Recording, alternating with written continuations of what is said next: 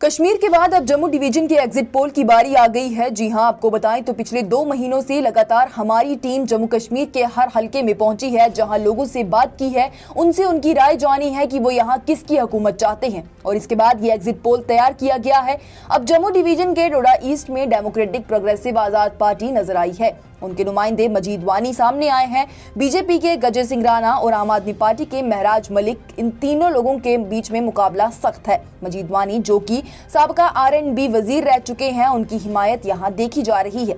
वहीं गजय सिंह राणा का भारी वोट कट रहा है, क्योंकि पिछले कुछ महीनों में उनके कुछ इस तरह के मुसलमानों के खिलाफ बयान सामने आए हैं, जिससे कि लोगों में काफी ज्यादा नाराजगी दिख रही है। और साथ ही महराज मलिक भी लोगों में काफी उभर रहे हैं। यहाँ पर मुकाबला मुश्किल है, लेकिन ज्यादा इम्कानात मजीद वानी के नजर आ रहे हैं, यानी वो ये सीट जीत सकते हैं।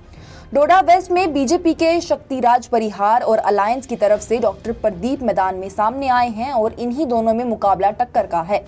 वहीं यहाँ पर डॉक्टर परिहार लोगों में ज्यादा दिख रहे हैं, क्योंकि उन्हें बाहरी तादाद में मुस्लिम वोट आया है। लोगों की उनके लिए काफी हिमायत देखी गई है। इसके साथ ही बदरवा से बीजेपी के दलीप परिहार और NC के महबूब इकबाल मैदान में सामने आए हैं। ये मुकाबला भी टक्कर का बताया जा रहा है और बाजी कुछ वोटों से ही मारी जाएगी। किश्तवाड़ में PDP के फिरदौस टाक, बीजेपी के शगुन परिहार और नेशनल कॉन्फ्रेंस के सजाद किचलू मैदान में सामने आए हैं, जहां शगुन परिहार के हवाले से ये कहा जा रहा था कि उन्हें काफी वोट मिलेंगे।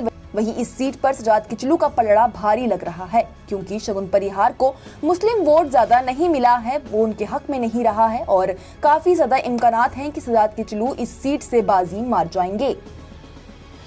इंद्रवाल सीट में अलायंस की तरफ से शेख जफरुल्लाह मैदान में आए हैं। इंडिपेंडेंट प्यारे लाल उतरे हैं। GM सरूरी भी इंडिपेंडेंट ही उतरे हैं और बीजेपी ने तारिक कीन को मैदान में उतारा है।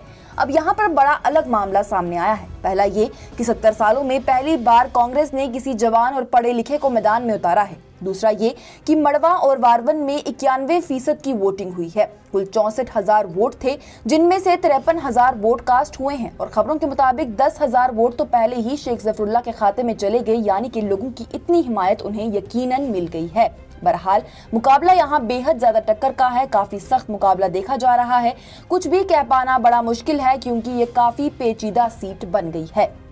पाडर नागसैनी में बीजेपी ने सुनील शर्मा को उतारा है। अलायंस की तरफ से पूजा ठाकुर सामने आई हैं, तो ऐसे में ये बहुत ही सख्त मुकाबला बन गया है। अगर तो पहाड़ी या ST स्टेटस यहाँ चल गया तो बीजेपी के जीत के इम्कान काफी ज्यादा बढ़ जाएंगे, वरना पूजा ठाकुर भी काफी ज्यादा लोगों में उभरती हुई नजर आई हैं। बानीहाल सीट, जो कि कांग्रेस और नेशनल कॉन्फ्रेंस दोनों की फ्रेंडली कंटेस्ट की सीट है, वहां पर भी विकार रसूल वानी और सजाद शाहीन के दरमियान ही मुकाबला है। पर ये फ्रेंडली कंटेस्ट है, दोनों में से कोई भी जीते हक में इत्तेहाद के ही आएगा। रामबन में एक और अलग मामला है। NC वर्सेस बीजेपी तो था ही, लेकिन बीजेपी के ही 2 उम्मीदवार मैदान में हैं। एक उम्मीदवार अलग से इंडिपेंडेंट मैदान में उतरा है। यहाँ सीट शेयरिंग से नाराजगी के चलते खुद से बीजेपी के उम्मीदवार ने अपने आप को मैदान में इंडिपेंडेंट उतारा है और ऐसे में ये फायदे में NC के दिखाई दे रहा है। और नेशनल कॉन्फ्रेंस को एक और फायदा ये भी है कि डिलिमिटेशन के बाद डूल का वोट काटा गया है और वो सारा वोट नेशनल कॉन्फ्रेंस के हक में गया है, जिससे कि NC के जीतने के इम्कान ज्यादा हो जाते हैं। चुनैनी में बीजेपी के बलवंत मनकोटिया हैं और पैंथर्स पार्टी के हर्षदेव सिंह सामने आए हैं। अब यहाँ भी मुकाबला सख्त है। अलायंस की ये सीट है, लेकिन जीत बीजेपी की दिख रही है। रामनगर में बीजेपी के सुनील भारद्वाज पूरी तरह से सफाया कर चुके हैं और वो बाजी मार जाएंगे। उधमपुर ईस्ट में बीजेपी के RS पठानिया और इंडिपेंडेंट पवन खजूरिया आमने सामने आए हैं और यहाँ इंडिपेंडेंट ही जीतते हुए नजर भी आ रहे हैं, यानी कि बीजेपी के लिए ये थोड़ा मुश्किल सा लग रहा है।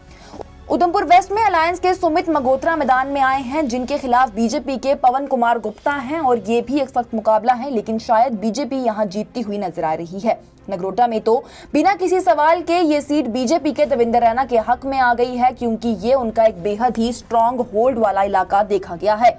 जम्मू ईस्ट में बीजेपी के युद्धवीर सेठी इस सीट से बाजी मार गए हैं। उन्होंने क्लीन स्वाइप किया है, क्योंकि उनकी बराबरी में उतने सख्त मुकाबले का कोई नजर नहीं आया।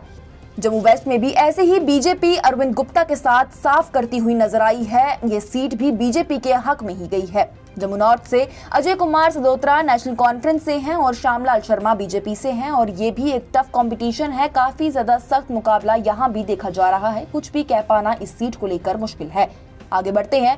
बाहू में बीजेपी के विक्रम रंधावा हैं और कांग्रेस के तरनजीत सिंह टोनी हैं। यहाँ भी इम्कानात 50-50 के ही नजर आ रहे हैं। दोनों में से किसी की भी किस्मत साथ दे सकती है, क्योंकि मुकाबला बेहद ज्यादा सख्ती का है और कुछ वोटों से ही बाजी पलटी जाएगी। अखनूर से बीजेपी के मोहनलाल मैदान में आए हैं और वो पूरी तरह से सफाया कर जाएंगे। छंब में कांग्रेस के ताराचंद हैं, उनके खिलाफ इंडिपेंडेंट सतीश शर्मा उतरे हैं। दोनों में ही मुकाबला सख्ती का है, काफी ज्यादा मुश्किल हो पा रहा है यहां से किसी एक को तय कर पाना। मर्ड से अलायंस के मल्लू राम हैं और बीजेपी के सुरेंद्र मैदान में आए हैं, जहां पर जीत सीधे तौर पर अलायंस के कैंडिडेट की बताई जा रही है, यानी कि मल्लू राम के हक में ये सीट जाएगी। बिश्नाह में अलायंस के नीरज कुंदन हैं और बीजेपी के राजीव कुमार हैं। दोनों में मुकाबला सख्ती का है, लेकिन अलायंस के कैंडिडेट के जीतने के इम्कान थोड़े ज्यादा हैं। आरएसपुरा में अलायंस के रमन भल्ला हैं और बीजेपी के नरेंद्र सिंह राणा मैदान में आए हैं, जहां पर रमन भल्ला की जीत वाज़ेह दिख रही है। हालांकि मुकाबला यहां भी टक्कर का है, लेकिन फिर भी जीत तो दिख रही है। सुचेतगढ़ में अलायंस के भूषण लाल हैं और बीजेपी के गारू राम हैं। हालांकि भूषण लाल की हिमायत लोगों में काफी ज्यादा देखी गई थी, पर फिर भी जीत गारू राम की होती हुई नजर आ रही है। रामगढ़ में बीजेपी के देवेंद्र सिंह मनियाल हैं, अलायंस के यशपाल कुंदन हैं और जीत यहां पर अलायंस के कैंडिडेट की होती हुई नजर आई है। संभल में बीजेपी के सुरजीत सिंह सलाथिया ने मैदान पूरी तरह से साफ करके ये सीट बीजेपी के नाम में दर्ज कर दी है। विजयपुर में बीजेपी के चंदेर प्रकाश भी इसी तरह से मैदान साफ करते हुए नजर आए हैं।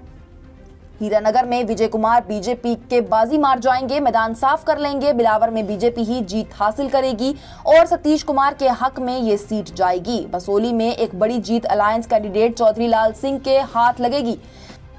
जसरोटा में बीजेपी के राजीव जसरोटिया को बड़ी कामयाबी मिलेगी और वो यहां से सफाया करते हुए जीत हासिल कर लेंगे।